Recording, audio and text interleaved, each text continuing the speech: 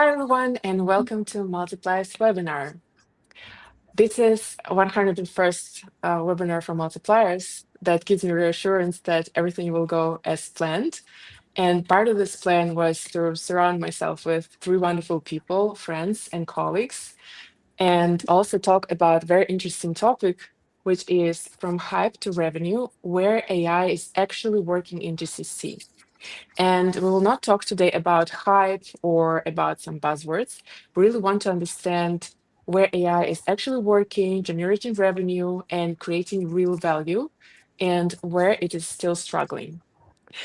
And first of all, I really want to walk you over the process and explain how everything works, especially if you're first time with us. So first, I really want to introduce our speakers, and then after that, I have a long list of questions, and I really want to unpack the topic. And then after that, I will open it for a conversation for everyone. So you can use the chat, you can type us where you're listening us from. I have very active audience, very engaging, and sometimes they're texting that they're from Australia or from Antarctica or from other parts of the world. And there is a lot of questions. So the most interesting questions we will pop on the screen and then answer them from starting from half an hour from right now. So without further ado, I really want to start with introductions. And first, I really want Hussain you to introduce yourself and share with us your organization, the background, and maybe a quick story how you got introduced to AI.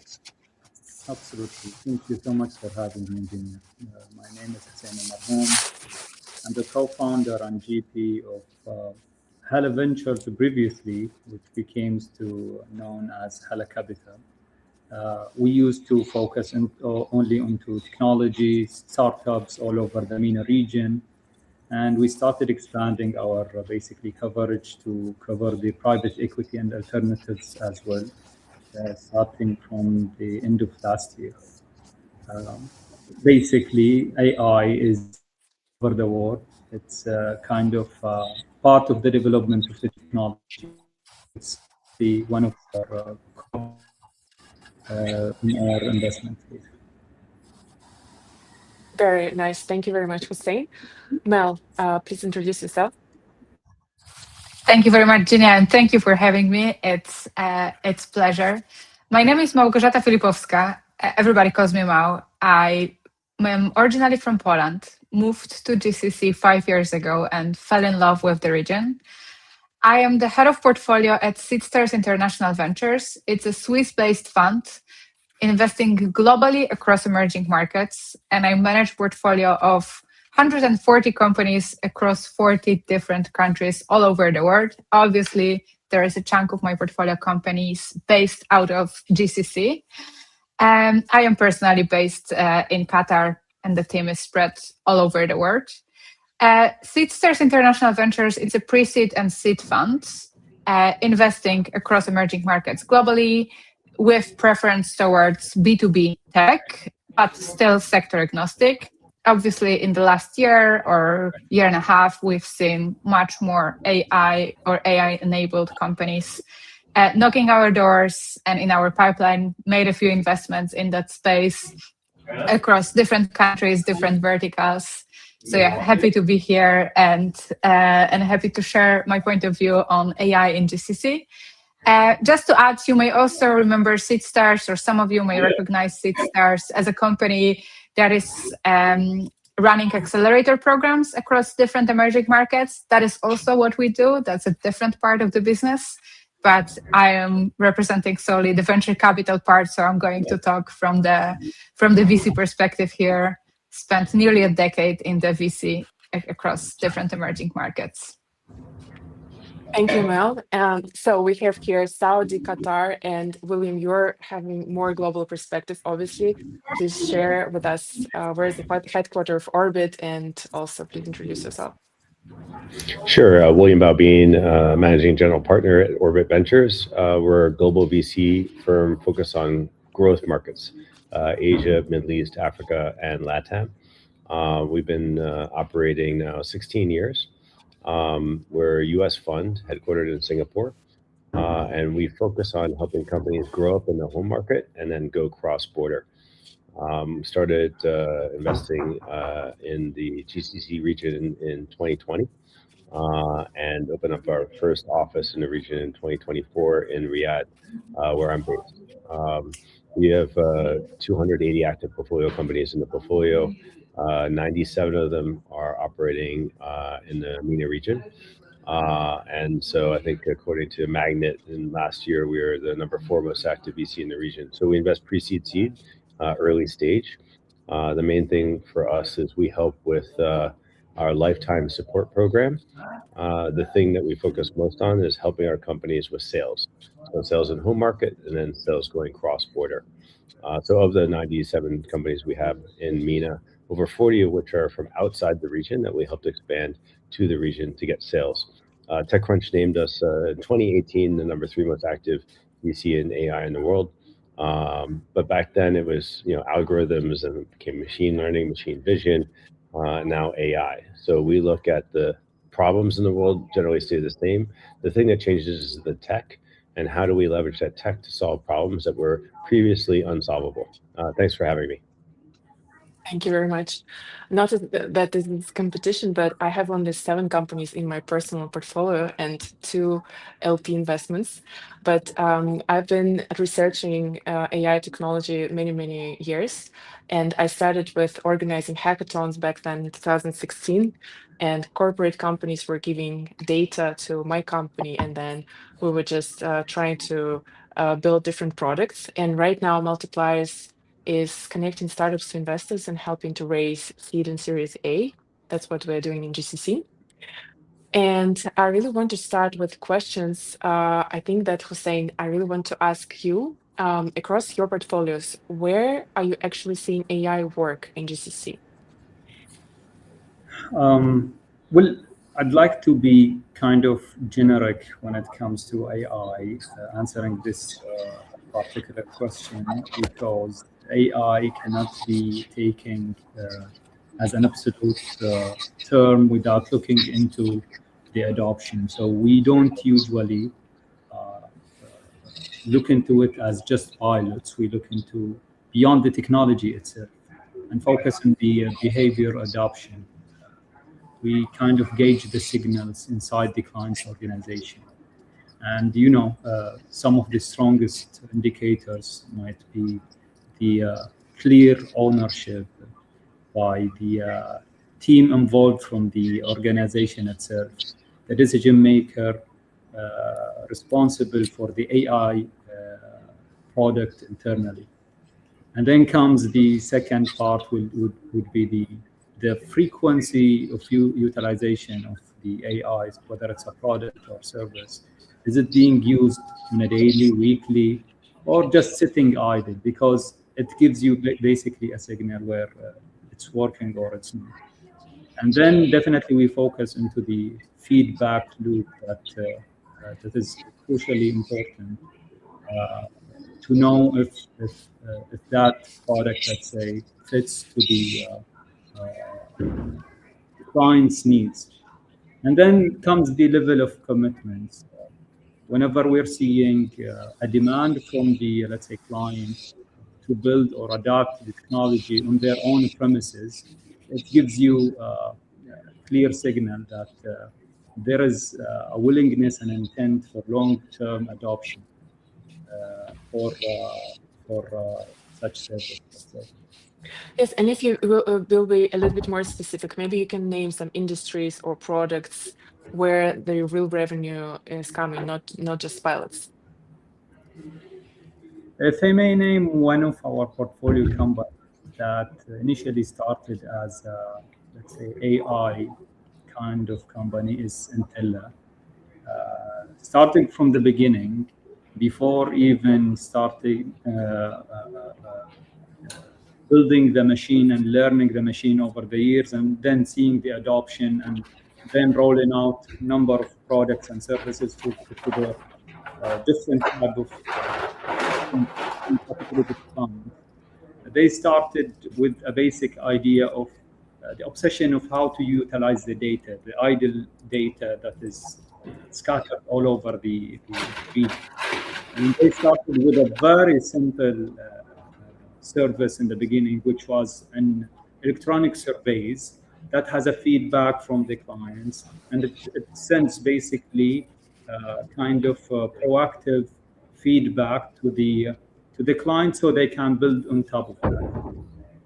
Then they started rolling out the first product, and then the rest of the products came in by being so close to the clients in different countries, different categories of clients, and then adapting to their needs and shipping new products every now and then. I can take the entire day talking about Intella's journey, but let's keep it as generic as it is, because again, the same dynamic applies to all different, let's say, kind of technologies, working in different domains as well. As much as the startup, let's say, the founding team is laser focused into the both ends, the technology side and the customer request side, being so much adaptive to the market needs, to clients' needs, shipping wherever is being needed, not for a single client, but for large, let's say, base of clients. That would make the company work or their product to be basically successful. Yes, interesting. Thank you very much. Mel, I really want to ask you, maybe not where you see the most value of AI, but also where it did not deliver. So maybe you can ask that or answer that. Yeah, of course. Yes, that was question to Mel. Oh, sorry, go ahead. Thank you. No worries. To me, it's like the biggest disappointment, and obviously it's not difficult to understand why, but in the healthcare space, I would say that the pace of changes has been slower than expected. I see a lot of accelerators or early venture capital funds coming to the region, even Qatar, basically showcasing all of those solutions or AI applications of AI into the healthcare industry.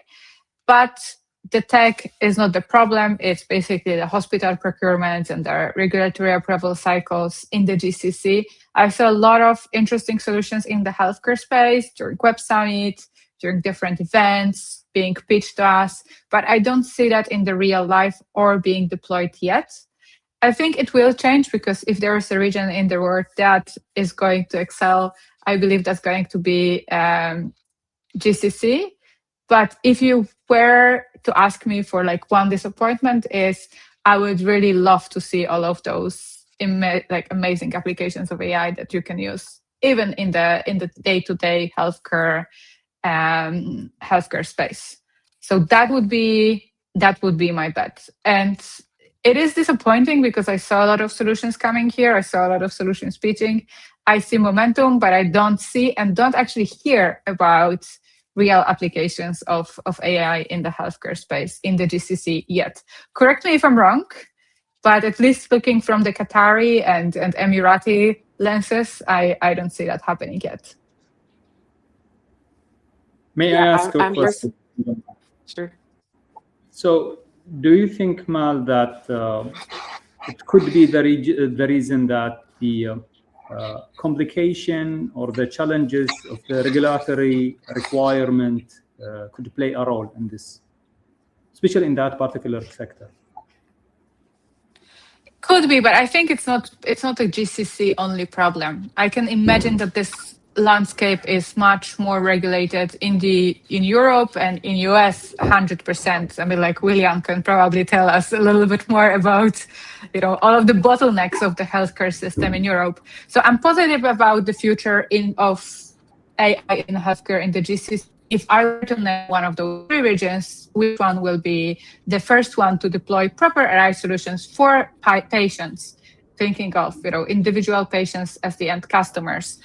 Even imagine a solution where you have, I don't know, all of your prescriptions and like some kind of AI on it, what kind of medicine you should be taking, or even like your history of your diseases in one particular country. I, for example, moved 5 times between different countries, and there's some of my medical record in Poland, there's some of it in the UK, some of it in the UAE, some of it in Qatar, and having a solution that could help you combine even all of that, and AI a layer on that could potentially answer all of your questions and so on. I'm just thinking out loud of potential use cases of AI that I would love to see as a patient. Now, if I were to name a region that will deploy it first, I'm confident GCC is going to be that region. Not over-regulated European Union, and probably not US, that we know has its own challenges in the healthcare space. So to answer your question, yeah, I think it's a matter of regulatory aspects and how fragmented this market is.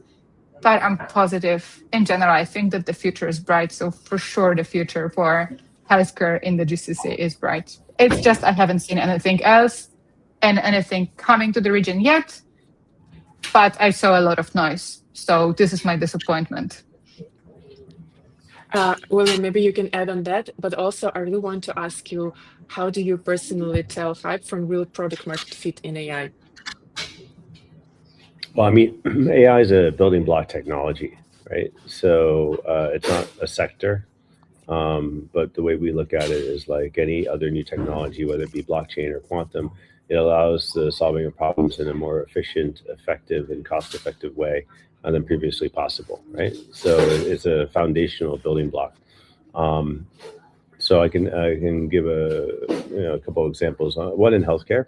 Okay, so trying to organize data from hospitals to send to therapeutics companies, to drug companies, has traditionally been pretty complicated and quite manual to clean the data, right? And so usually what happens is pharmaceutical companies like Pfizer, Sanofi, when they're doing drug development, they tend to start the process clinical trials to get to FDA approval in the US. And they usually don't start the process in Asia and the Middle East until much later. But one of our companies, Amex Bank, has been able to do is partner with hospitals, ingest their data very quickly and efficiently, organize it, clean the data, and offer it to pharmaceutical companies who are going through clinical trials in the US so they can start the clinical process for the Middle East faster. This was not previously possible in an economic way. But now they're lowering the cost of starting the process faster in the Middle East because it's like 5-6x cheaper than it used to be. And the result is that the pharmacy companies can start marketing drugs that are approved in the US much, much faster. So it's not serial. You can actually do the processes in tandem so that patients in the Middle East can get these new drugs much faster than previously possible. And the reason is that AI brings the cost of delivering the patient data masked from the hospitals to the pharmaceutical companies much quicker. So Amex Bank's signed a global top 5 AI company as a customer. I can't say which one, but the top 5. And they're doing well. And again, most of the customers are actually global pharmaceutical companies in the US, but the target is the Middle East. And the data is coming from the Middle East. And actually the hospitals in the Middle East are making money off this data. And then obviously it's mass, there's no personal data. So that's one example from health where AI can have an impact. By the way, do you see the difference between working with, let's say, Saudi hospitals and United Arab Emirates located hospitals? Is the regulation the same here or not? My understanding, we're mostly working with Saudi ones because that's where I'm based, less so in the UAE. And they are, they've got a long ways to go, okay? So a lot of their systems are pretty, shall we say, old school. And so there's a lot of work that can be done digitizing these very sort of traditionally run hospitals. Now there are government programs that are designed to help the hospitals make that move. And so it's not just working with the hospitals. A lot of time it's working with the governments as well, and trying to leverage government support to help the hospitals make this sort of like leapfrog. When the government gets involved, a lot of the regulatory challenges are still there, but they're reduced because the government has ability. I don't want to say the government. There's a lot of different bodies within the government, but the government has that ability to cut through some of the red tape that you would traditionally see and historically did see. Mm-hmm. So I have a batch of questions that is concerns your investment focus, investment thesis. And first of all, I really want to know if you're investing more in verticals or in horizontal tools. And then also, does it really matter for you if the early stage company is already generating revenue or not, if it's a deep tech company? And then also, I really wanted to hear from some of you who is working with global pipeline. What is the difference between, let's say, comparing United States-based companies or, let's say, GCC-based? And I think, Mel, you can probably start with that. So what is the difference between evaluating? I mean, like I can tell you from the perspective, I mean, like mostly of companies that are expanding into GCC, so similar to what Will is doing. Obviously, the volume of my portfolio companies is probably not as big. I cannot tell that I relocated 40 companies to the GCC or helped with sales to 40 companies. It's really remarkable, Will, by the way, what we did. But few important things that I can share into that question. So first of all, when we evaluate the companies that are looking like in the AI space or actually in any space that are looking at the GCC market, is the first thing that we look at is whether they have people on the ground. So we, like Egypt, for example, is one of the most active markets for us as Xasis International Ventures. Unfortunately, we haven't made any big investments there recently, given the macroeconomic situation in Egypt, but we are still bullish on Egypt on the long term, and we are still looking and paying a very close attention into what's happening on the market. Then in Egypt, you very often hear that story also in the AI space that, oh, I'm so interested in expanding into the GCC, but I'm going to build my company in Egypt and then expand after GCC. From my experience, it does not work. I mean, at least based on the companies that we invested in, it doesn't work like that. You really need to have salespeople on the ground from day one. You really need to have a proper understanding of whether Saudi or Emirati market. You need to have the relationships. Even in the AI space, I mean, like AI, as Will mentioned, it's just a layer. At the end of the day, what really matters is whether the company is solving a real problem on one of those markets. So what I'm seeing, whether if the companies are expanding from Egypt or even now, one company from India came to my mind that was also very bullish on GCC market as a place to expand. And yeah, at the end of the day, it only works if you really have people on the ground building relationships and trying to understand this market from day zero, not even day one. Keen to hear, Will, if this is something that you are seeing as well. But yeah, that's my observation. And now back to your question, Genia, how do we evaluate those companies? Obviously, GCC is a very lucrative market for many of portfolio companies from emerging markets. And at the end of the day, we evaluate them through, basically analyzing what are their chances of winning this market. Because like I mentioned, we saw a lot of companies and heard a lot of pitches of founders being very bullish, but actually not committing into this market properly. For me, commitment in terms of GCC, maybe you can expand to Europe or you can expand to Southeast Asia. Again, correct me if I'm wrong, Will, without having people on the ground. I think you cannot expand to GCC without having people on the ground.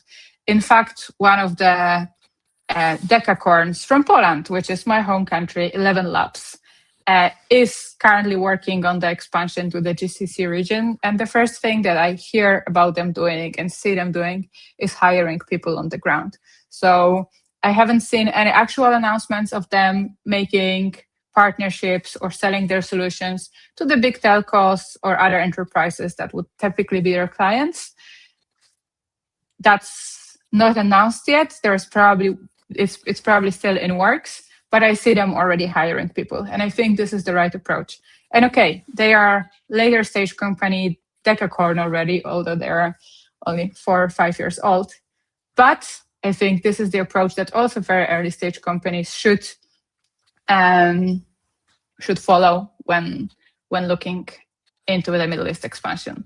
And just to answer your question in one sentence, we look whether they are able to do that. That's what we analyze. Interesting. William, can you also comment on the question about do you more specifically looking into vertical solutions or horizontal? Because I think it's important for startups that are listening to us right now. Yeah, I would say based on my understanding of vertical versus horizontal, we're generally looking at companies that start with vertical but have the opportunity to go horizontal, right? So whenever you if you're starting any type of marketplace, for example, it's very difficult to offer everything to everybody. So usually what you do is you start with offering one thing to a select group, and once that's working, then you can expand from there. So 0 to 1 is different than 1 to 10 is different than 10 to 100, right? We within AI, we kind of break it down to 5 different areas. There's compute and semiconductors, and we're internet and software, so we don't invest in that. Within AI, we look at models, unique data, and then solving an industry problem. And people used to make fun of us because we weren't focused on models. We were basically investing in wrappers, companies that had unique data, and then solving a very specific industry problem.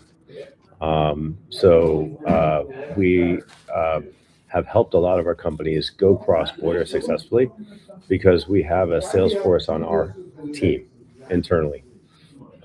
So it's not like we're doing sales ourselves, but it's warm intros where we leverage our background, my background in corporate VC, trying to make those connection points. So we have a company out of Egypt called Open Valley, and they do AI solution for digitizing large telcos. They have usually hundreds, oftentimes thousands of engineers managing the networks, and they leverage AI to make that a lot more cost effective, replacing a lot of those engineers with AI, and significantly driving costs down. So they successfully, from Egypt, got customers like Etisalat and STC. And it's usually, starts off with trial and it goes to contract with a fly-in, fly-out model. They don't have anybody on the ground in the GCC, but they are close by in Egypt.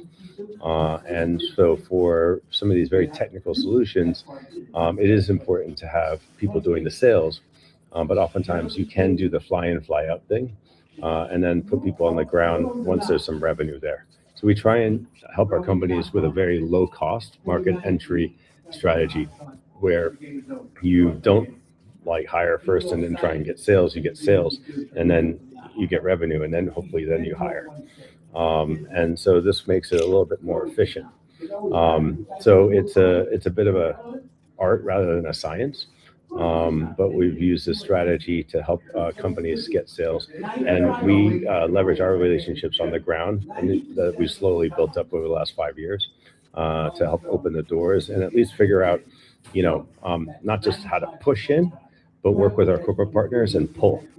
And that pushing takes time. Pulling can be a little bit faster, but it is a lot of work, and it builds up over time. In 2020, when we first started, we found an opportunity selling to PIF-backed companies because they had motivated management, they had very clear goals, and they had some money to invest in tech. Now we're trying to broaden that out a bit. So hopefully that helps.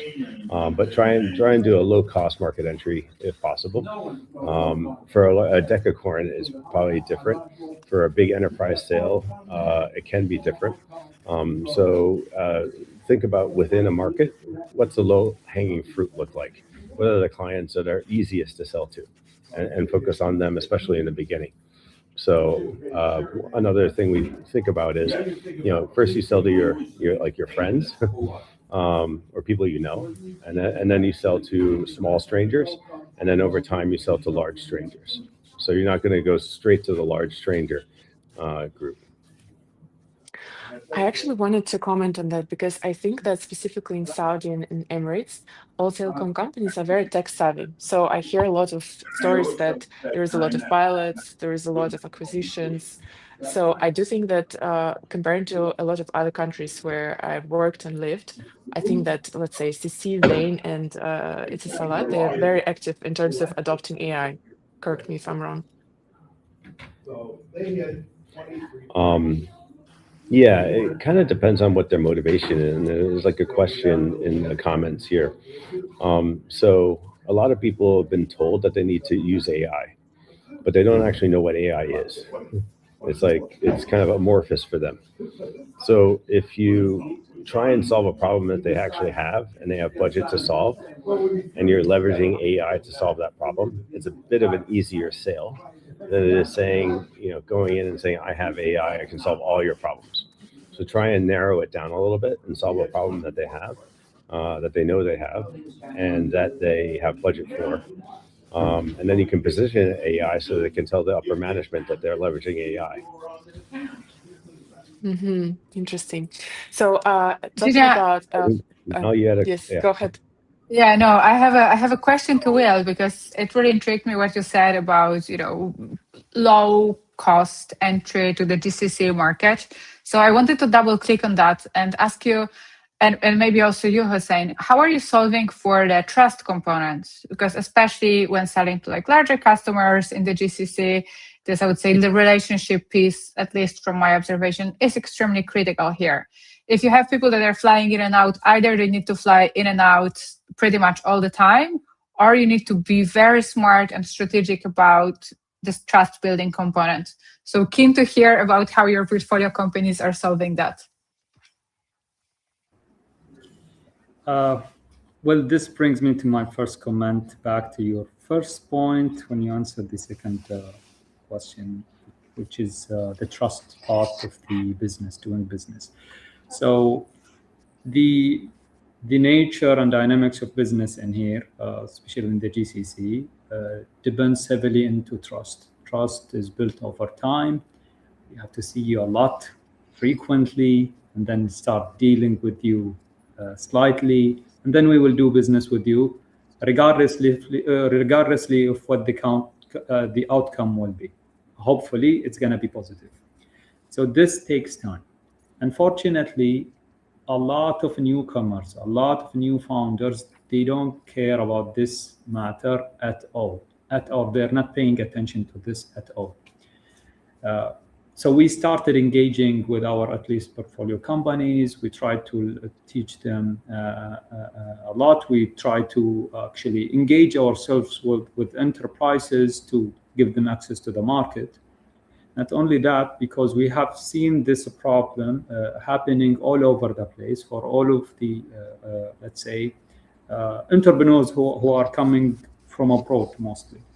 So we did at least one program lately with the SME authority, Munshaat, a program actually to tie the startups with enterprises, because actually both are speaking totally different languages. Nobody is understanding the language of the others, and no one is willing actually even to understand what the other party needs. And everybody is trying to, just like it's a hit and run kind of deals. And this is not the way to conduct business in here. And that's why I totally believe in what you have mentioned earlier. You have to have someone in your team early on from here, not necessarily Saudi, but from here, who has been in the market for quite some time, who has access to the market, to different kind of enterprises, to the domain that you're serving, basically, or at least to hire someone, to have him early on to help you accomplish that. Actually, one of the most successful stories historically that we know globally is Microsoft. When the two co-founders started that, in order to access to the enterprise level, they hired a new guy. The new guy became later on the CEO, and he's still the largest shareholder until this day. So unless they made that bold move and smart move, Microsoft wouldn't be what it is today, among other factors, definitely, that helped them to succeed. That's my intake when it comes to building a trust from day one, actually. Great. I also wanted to ask Hussein, because this is the part of the question that I asked everyone, all speakers, because Orbit and SeedStars, they're helping with sales. Is it a deal breaker for you in Hala Ventures if the company is not generating revenue? It's a case-by-case scenario.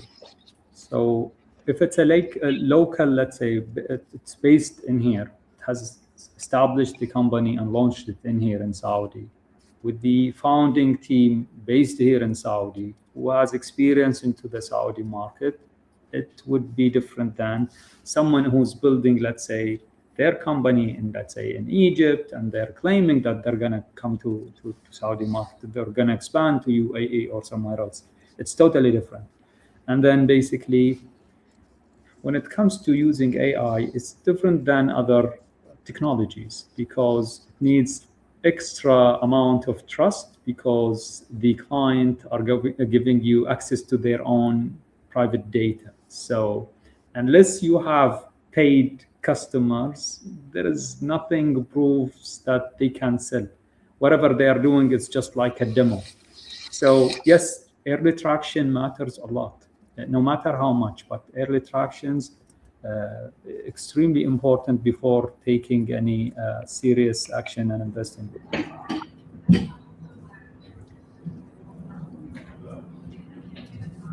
100%. I would completely agree with what Hussein said, Genia. We probably would make 80% of the investments that we would make would be based on traction, and obviously team, but there would be an early traction. Perhaps 20% of the investments that we would make every year would be pure team bet, but 100% and it's actually, it doesn't really matter what the region is. It's pretty much the same case everywhere, whether it's LATAM, whether it's Southeast Asia. So yeah, I see that we lost Genia, but yeah, 100% agree with you, Hussein, and that's also what we do. What we also look at as a fund is obviously the quality of revenue. So it's very different if you have 80% or 90% of your revenue coming from one enterprise customer versus you have the revenue distributed between different customers across different sectors, ideally, or even if it's one sector, but still it's not risk heavy in terms of if you're going to lose this one customer, we are going to lose everything. So that's another thing that we are looking at in terms of the early traction. So what's the concentration of each individual customer? We do mostly B2B, so all of them would be obviously larger tickets, but at the very beginning, we prefer to focus on, at the very beginning of the startup journey, we prefer to focus on companies that are selling to SMEs as end customers and then are thinking of expanding into enterprise in the future. And the reason for that is obviously the sales cycles. The enterprise sales cycles are extremely long, probably also the case for the GCC, where, as we already mentioned, the trust component is critical.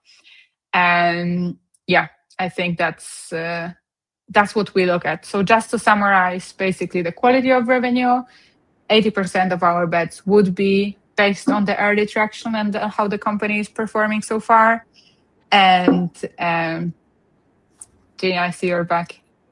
Yes, my telecom in Saudi decided to set me up, but it's so. No worries. I just answered the question, Genia, about the early traction. So how much does the early revenue matter to us as investors?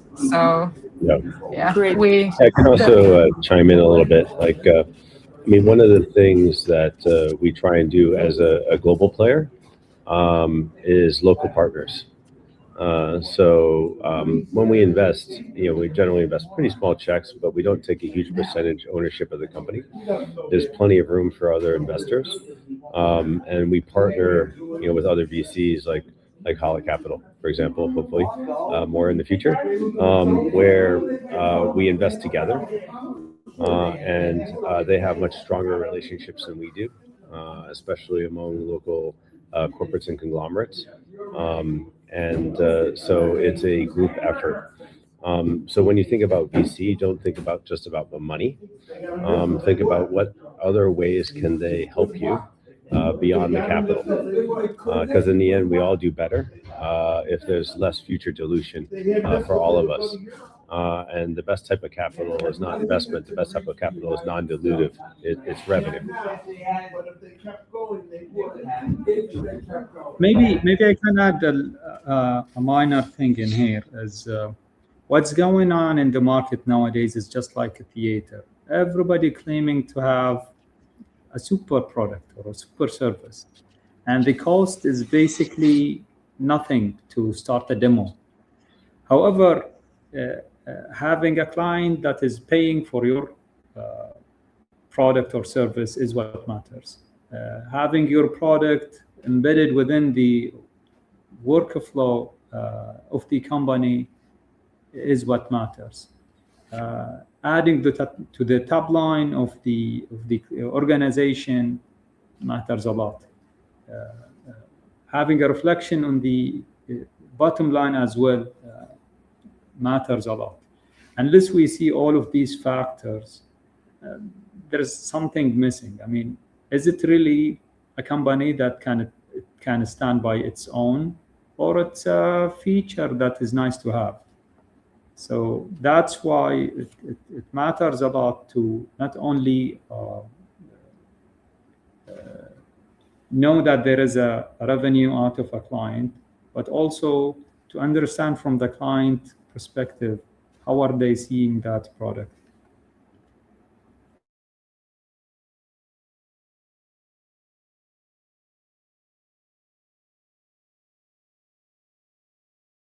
By the way, if I may ask, William, what's the percentage of the companies right now, the companies that are based in here, are adapting to AI or AI native companies?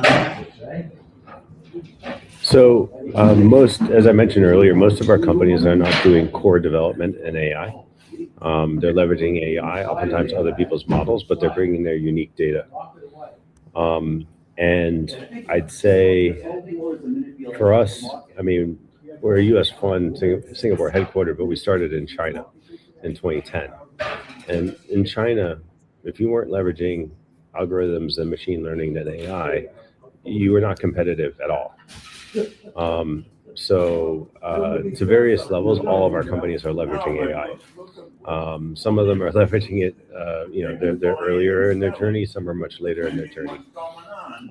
But I would say that if they're not AI native, they're not competitive. And we're industry agnostic. This is from supply chain to digitizing mom and pop shops to SME to fintech to prop tech to construction. Whereas most of our companies are not leveraging blockchain, for example, because the transparency, security, and trust is not needed by everybody that blockchain brings. But pretty much AI can be applied to almost every single process. So oftentimes what you'll see is a company that was doing things in the old way. And over the last 2 years, they started updating and changing their product, solving the same challenge, but AI enabling it. So what we've seen is, we had one company that had 140 people. Now they're down to 32. Okay. So they basically replaced a lot of their tech team with AI tools. There's still people out there selling because it's hard to replace relationships with an AI. So they went from as a percentage of their team, from 10% salespeople to 30% salespeople, right? As they brought down the tech team. And it also makes operations a lot more efficient. But one of the things that we spend a lot of our time doing is bringing in our 570 mentors. A lot of them are advising on a volunteer basis our companies on how to make that product transition. I'd like to quote one of our founders who was saying earlier that he said, "I feel sorry for the companies." His license, basically, company by the. He has this kind of defensibility for the business itself. So he was saying that I'm really sorry for businesses, really defensibility plans, that they don't have a real moat. Having the AI enabling the businesses, I mean, SaaS is involved essentially. Companies who are relying only on developing a program or software, they want and also companies who don't adapt to AI in order to cut the fat and lay off whatever is not needed, out of programmers or whatever roles that are not necessary to have anymore. It's going to be very challenging for them. Yeah, it's a revolutionary tech. it's a game changer. It is. Yeah, sorry, you're saying? I was asking Mal before Genia came up again if he witnessed anything within AI adaptation within the companies. Well, so I actually just wrote a post on my blog about it last week. What I'm seeing among my portfolio companies, and by the way, 100% agree with everything what Will said previously. I observe very similar things across my portfolio companies, in terms of the efficiencies, in terms of hiring, and so on. But another thing that I observed recently is the use of vibe coding tools among my portfolio companies. So, initially, when all of those solutions such as Base 3044 or Lovable started popping up at the market, you're thinking that those are for people who don't necessarily know how to code, that they will use those solutions in order to design a website or maybe a very simple app or a simple CRM and so on. We introduced the Lovable for Startups offer to our portfolio about 3 weeks ago. And my WhatsApp and my inbox exploded. I swear, even when I introduced OpenAI credits into my portfolio companies as a discount or like as a perk, it wasn't as popular as Lovable. And I noticed that a lot of my portfolio companies are using it for prototyping, are using it for figuring out different things before actually developing them. So from my perspective, it's a very interesting use case of those vibe coding tools for companies that are actually, Series A already and technically are probably not within the target group, but turns out they are 110% within the target group for the tools such as Lovable, because they just make everything much, much more efficient. To the point that I ran out of all of the credits that Lovable gave me within the first week after they introduced the offer, just because the interest was so massive among the portfolio companies.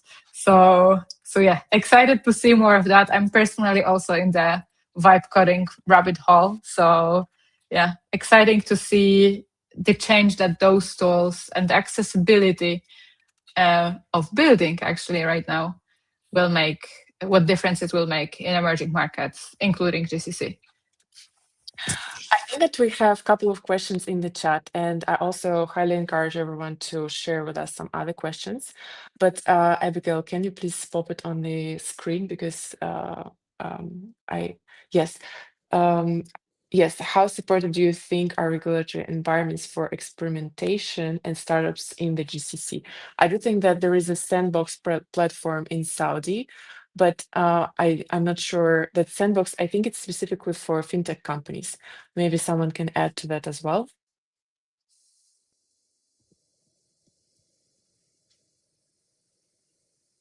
Anyone? Extremely. I mean, so I have no idea how much the person who's asking is following up in the media here in the region, the GCC, especially in both actually Saudi, Qatar, and UAE. To be honest with you,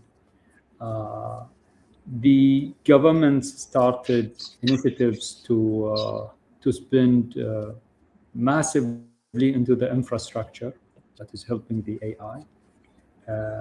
There is basically strong government backing for the technology companies, and there is access to advanced compute from companies like NVIDIA or alike.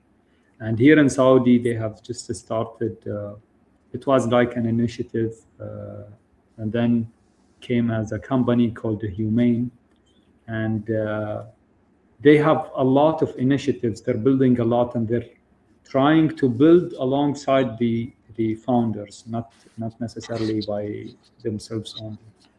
So before even the era of the AI hype, we have seen the flexibility of the regulators in both actually in UAE and Saudi, and now I believe Qatar is keeping up, from both the central banks, capital market authorities, from the other governmental entities as well, being so flexible by having their sandboxes ready for startups to start and pilot their projects for a certain period of time, and then to give them the full license once they graduate from that, let's say, period.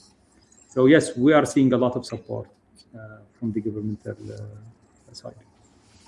Let's also answer another question that we also have. I see the woman asked about the fund. Abigail, can you also show the second question? We have 3 minutes left, and maybe we will have time for that.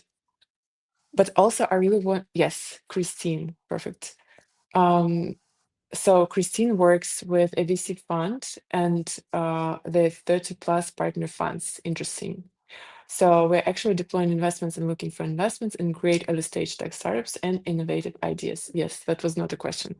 Great. So thanks to Christine, everyone who are interested. I think that probably I really want to wrap it up within last 3 minutes to talk about underleveraged niches and some trends that are not yet there. Let's say maybe you see some trends in some other countries that have to show up in GCC, or maybe there is some industries that could be disrupted with AI much better in GCC and bring in more revenue. So let's just quickly brainstorm on that. Mel, let's start with you. Yeah, I would probably just repeat what I said before. I think, vibe coding and, founders actually vibe coding things and using more of the AI efficiency layer before entering the market, and using it for, early customer interviews, or using it for getting feedback in terms of whether the solution or particular feature of their solution is worth building. That's something that I'm not seeing in the GCC yet. What I'm seeing in the GCC is very often a lot of enthusiasm, but about building solutions that already exist and can be easily adopted to GCC from other markets. That's at least what is being pitched to me either at conferences or on LinkedIn. Is like I very rarely see those solutions that, I would say, oh wow, I have never seen this before. And I see a lot of founders here, to back to the previous point, building something that already exists, and there's like not really a big need to build that, especially at the very early stage. So just to give an example, I think 2 or 3 days ago, somebody reached out to me building a note-taking tool, like AI note-taker tool out of Qatar. I'm like, great, it's exciting, but we have already 150,000 of AI note-takers in the market. We don't need that anymore. So using vibe coding for that early customer validation, or even talking to customers before even building, that's something that I would love to see more in the GCC at the very early stage. But I'm talking about it from the very, very early stage perspective, from the perspective of somebody who is involved with local incubators, accelerators, and those places where the ideas are being born. Thank you. William, maybe you can also share with us within 1 minute which technology you would bring in the region so that it disrupts some industries here. Yeah, I mean, we're very much focused on digitizing very traditional industries and helping them become more efficient, more effective. One area where we invest and not too many other people invest is in education. We've done over 30 investments in education. Now, there's a challenge within education in that the business model is pretty tough because you have to spend money to acquire users. You have the user for a period of time, and then they usually leave. They graduate, they go get a job. Hopefully something good happens after they invest time in education. The cost of education has come down with AI. And then we also have our ecosystem effect where we can help our companies get customers in the front end. And then we can also help our companies monetize above and beyond the product that they're selling. So within our ecosystem, a lot of our companies help each other, introduce each other to customers and to consumers. And through this ecosystem network effect, you can take models that are traditionally quite difficult to monetize, but actually make them more efficient, lower down CAC, increase lifetime value. And so one area where we're investing, not too many other people are, is in education because we can help to make those models profitable. Great. Hussain, last word for you. I will mention something. I'll mention something that we have mentioned even before starting the session. I'm super optimistic about the region. I'm super optimistic about the Saudi market in particular. I believe that the development within technology has a lot of opportunities within all domains. To start with, if we're talking about Saudi market, I'm going to talk about the Vision 2030 and the pillars to achieve that vision. If you look into the domains or sectors that is focusing, the vision is focusing on, includes the energy, construction, financial market, and so on. If you only focus into those sectors, there are plenty of opportunities in there. Not only this, there the other areas as well. For sure, there is plenty of opportunity everywhere. One of the things that we are seeing underrated is Arabic first AI. It's still massively underserved. We don't see a lot of companies providing such solutions. And this is one. And second, companies that providing support in order for companies, SMEs, to adapt using AIs. I mean, mentioning AI as a hype is nice, but how many of the SMEs are adopting and know exactly how to utilize it in a way that is, again, adding to their or increasing their efficiency? I think these kind of companies will thrive going the next few couple of years at least. Yeah, I do think that every single startup who listened to us today and then they were wondering what is going on right now in the region, I think everyone see that we are very optimistic about everything. Business is still continuing. We're investing here in different companies, even right now, even during this time. And I really like just to share one example that I recently have seen across social media, that some people really scared and they don't understand, and like they froze. But some people really look into opportunities right now. And let's say there is a brand, there is a woman, she lives in Dubai, she's Lebanese. She has a brand, Karen Wazan. And probably you've heard of her, right? She's selling sunglasses and then also cosmetics and other things. Yesterday, she announced that she opened her own beach club in Dubai. So her first beach club. And it was very interesting for me. I was thinking, how fast can business can just pivot and sign I don't know, whatever it is, like she bought this beach or she rented it. launched marketing campaign and print all the materials with the logos, like different towels and everything, and then also revamped the restaurant within just 3 weeks from the moment when the war started with Iran, right? And I really like everyone to just be inspired by her positivity. And then there is a lot of other brands who see the opportunity right now and who can build the brand even, who can make the brand even stronger. So that was my one, bit of positivity to wrap up this conversation. And I'm super grateful for every one of you to join me today. And I think it went very well, and it was very interesting. Even when my internet was lagging, the conversation still went on. So I think that's the sign that it went very well. So thank you, everyone.